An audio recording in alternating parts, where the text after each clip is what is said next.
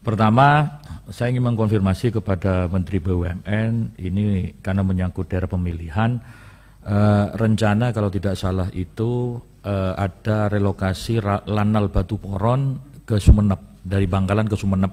Informasinya itu mendapatkan tanah hibah dari PT Garam.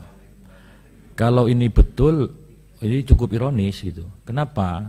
Karena kan di satu sisi kita ingin menggenjot produksi garam, tetapi kok ada hibah dari PT Garam terhadap TNI AL untuk membangun pangkalan militernya atau lanalnya, gudang peluru pindah ke Sumeneb. Sebenarnya bagus kalau itu bisa disinergikan, karena di situ dekat juga dengan pelabuhan garam dan juga pelabuhan yang lainnya.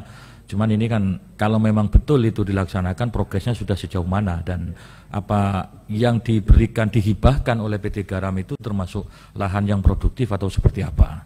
Itu yang pertama. Yang kedua, ini tadi menyambung disampaikan Pak Soni, karena kebetulan kami ada titipan aspirasi dari masyarakat Banyuwangi yang kemarin terdampak banjir.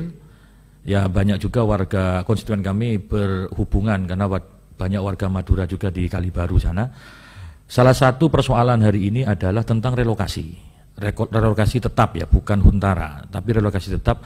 Dalam setiap pertemuan, informasi yang kami dapatkan selalu mendapatkan informasi akan direlokasi ke lahan milik PTPN.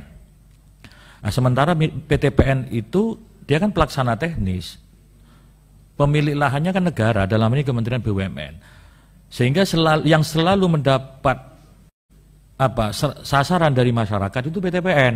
Dianggap PTPN tidak proaktif, dianggap PTPN mengabaikan kepentingan masyarakat untuk kepentingan relokasi. Sementara lahannya PTPN itu cukup banyak, cukup luas.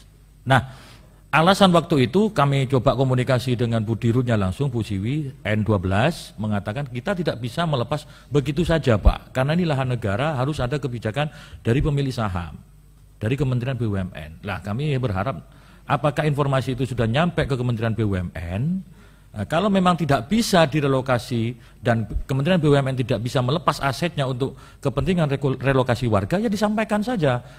Tidak setiap rapat, setiap audiensi dengan warga, selalu yang muncul adalah harapan dan janji-janji relokasi terhadap lahannya PTPN. Kasihan juga teman-teman PTPN yang di bawah, karena selalu menjadi sasaran tembak dari masyarakat. Dan kalau itu bisa direalisasikan bagus sekali, karena setidaknya kehadiran BUMN untuk menyelesaikan persoalan.